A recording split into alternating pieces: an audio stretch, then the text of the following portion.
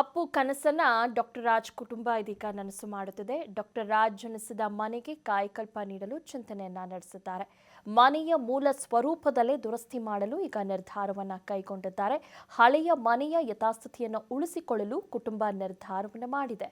ಮನೆ ದುರಸ್ತಿ ಮಾಡಿ ಡಾಕ್ಟರ್ ರಾಜ್ ಅಪ್ಪು ಮೂರ್ತಿಗಳನ್ನು ಸ್ಥಾಪನೆ ಮಾಡ್ತಾರೆ.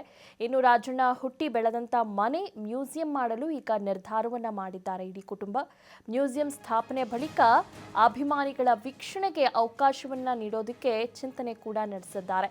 ಈ ಹಿಂದೆ ಹಳೆಯ ಮನೆ ನವೀಕರಣಕ್ಕೆ ಇಡೀ ಕುಟುಂಬ ಮುಂದಾಗಿತ್ತು, ಮಾಡಿಕೊಳ್ಳಲಾಗುವುದು ಎಂದು ತಿಳಿಸಿದರು. ಇದರೊಂದಿಗೆ ಅಪ್ಪು ಅವರ ಒಂದು ಆಸೆಯನ್ನ ಈಡೇರಿಸುವ ಮೂಲಕ ಅವರ ನೆನಪನ್ನ ಶಾಶ್ವತವಾಗಿ ಉಳಿಸಲು ಇದೀಗ ಡಾಕ್ಟರ್ ರಾಜ್ ಕುಟುಂಬ ಮುಂದಾಗಿದೆ. ಚಾಮರಾಜನಗರ ಜಿಲ್ಲೆಯ ಗಾಜನೂರು ಅಂದರೆ ಸಾಕು ನೆನಪಿಗೆ ಬರೋದೇ ಮೇರುನಟ ನಮ್ಮ ಡಾಕ್ಟರ್ ರಾಜ್ಕುಮಾರ್.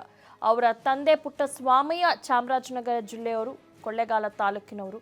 ಹೀಗಾಗಿ ಅವರು ಬಾಳಿ ಬದುಕಿದ ಪತ್ನಿ ಲಕ್ಷ್ಮಮ್ಮ ಅವರ ಒಂದು ತವರೂರು ಗಾಜನೂರಿನಲ್ಲಿ ಈ ಒಂದು ಕನಸನ್ನ ನನಸು ಮಾಡೋಕ್ಕೆ ಹೊರಟಿದೆ ಡಾಕ್ಟರ್ ರಾಜ್ ಕುಟುಂಬ.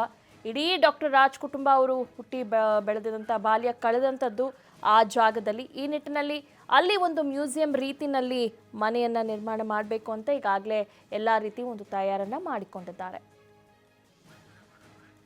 ಓಕೆ, ಎಲ್ಲದ್ರ ಬಗ್ಗೆ ಹೆಚ್ಚಿನ ಮಾಹಿತಿಯನ್ನ ನೀಡ್ತಾರೆ ಪ್ರತಿನಿಧಿ ಸುರೇಶ್.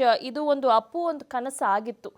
ಇದೀಗ ಮನೆಯನ್ನ ಮ್ಯೂಸಿಯಂ ಮಾಡಿ ಸಾರ್ವಜನಿಕರಿಗೆ ಒಂದು ನೋಡೋದಕ್ಕೂ ಕೂಡ ಅವಕಾಶ ಮಾಡಿಕೊಡ್ಬೇಕು ಅನ್ನೋ ಒಂದು ಕನಸನ್ನ ಈಗ ಇಟ್ಕೊಂಡಿದ್ದಾರೆ.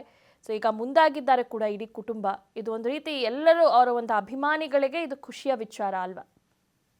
ಖಂಡಿತ ದಿವ್ಯಾ. ಯಾಕೆಂತಂದ್ರೆ ರಾಜ್ಕುಮಾರ್ ಅವರು ಹುಟ್ಟಿ ಬೆಳೆದಂತ ಮನೆ ಅದು. ಅವರು ತುಂಬಾನೇ ಅಂದ್ರೆ ಸ್ವರ್ಗದ ಒಂದು ಮನೆ ರೀತಿಯಲ್ಲಿ ಅದನ್ನ ಬಿಂಬಿಸ್ಕೊಂಡಿದ್ರು. ಮಾತ್ರ ಅಲ್ಲ, ಚಾಮರಾಜನಗರಕ್ಕೆ ಅದೇ ಮಾರ್ಗವಾಗಿ ಹೋಗುವಂತ ಸಂದರ್ಭದಲ್ಲೂ ಕೂಡ ಚಾಮರಾಜನಗರವನ್ನ ಅವರು ಒಂದು ಸ್ವರ್ಗ ಅಂತೇಳಿ ಅದನ್ನ ಬಿಂಬಿಸ್ತಾ ಇದ್ರು. ಸೊ ಅದೇ ರೀತಿಯಲ್ಲಿ ಇವತ್ತು ಆ ಮನೆ ಏನಿದೆ, ಸೊ ಆ ಮನೆಯನ್ನು ಕೂಡ ಅದೇ ರೀತಿಯಲ್ಲಿ ಒಂದು ದೊಡ್ಡ ಮಾದರಿಯಾಗಿ ಮಾಡ್ಬೇಕು ಅನ್ನೋದು ಕೂಡ ಅಪ್ಪು ಅವರ ಒಂದು ಕನಸಾಗಿತ್ತು. ಆದ್ರೆ ಎಲ್ಲೋ ಒಂದ್ ಕಡೆ 3 ತಿಂಗಳ ಹಿಂದಷ್ಟೇ ಅವರು ಆ ಮನೆಯನ್ನ ನೋಡ್ಕೊಂಡು ಬಂದು ಅದನ್ನ ನಾನು ರೆಡಿ ಮಾಡ್ತೇನೆ, ಶಿಥಿಲಾವಸ್ಥೆ ಏನ್ ತಲುಪಿದೆ ಅದನ್ನ ಮತ್ತೆ ರೆಡಿ ಮಾಡ್ತೇನೆ ಅನ್ನೋ ಒಂದು ಖುಷಿಯಲ್ಲಿದ್ರು. ಆದ್ರೆ ಕನಸು ಆಗ್ಲೇ ಇಲ್ಲ, ಹಾಗೆ ಇತ್ತು. ಆದ್ರೆ ಇದೀಗ ಡಾಕ್ಟರ್ ರಾಜ್ಕುಮಾರ್ ಅವರ ಒಂದು ಸಹೋದರಿಯ ಮಗ ಏನಿದ್ದಾರೆ, ಸೊ ಗೋಪಾಲ್ ಅವರು ಈಗಾಗ್ಲೇ ಅದರ ಒಂದು ಕಾರ್ಯವನ್ನ ಕೈಗೆತ್ತಿಕೊಂಡಿದ್ದಾರೆ.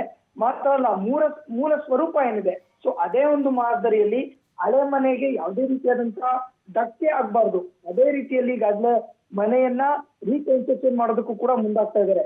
ಕೇವಲ ಹೆಂಚುಗಳೇನಿದೆ ಆ ಹೆಂಚುಗಳನ್ನ ತೆಗೆಯುವಂಥದ್ದು, ಜೊತೆಗೆ ಬೊಂಬುಗಳನ್ನ ಹಾಕುವಂಥದ್ದು, ಮರದ ಕೆಲವೊಂದು ತುಂಡುಗಳೇನಿದೆ ಅದನ್ನ ಬಳಸ್ಕೊಂಡು ಈಗಾಗಲೇ ಮನೆಯನ್ನ ಯಥಾಸ್ಥಿತಿಯಲ್ಲಿ ರೆಡಿ ಮಾಡುವಂತ ಸಿದ್ಧತೆಗಳು ಕೂಡ ಈಗಾಗಲೇ ಆಗ್ತಿರುವಂತದ್ದು.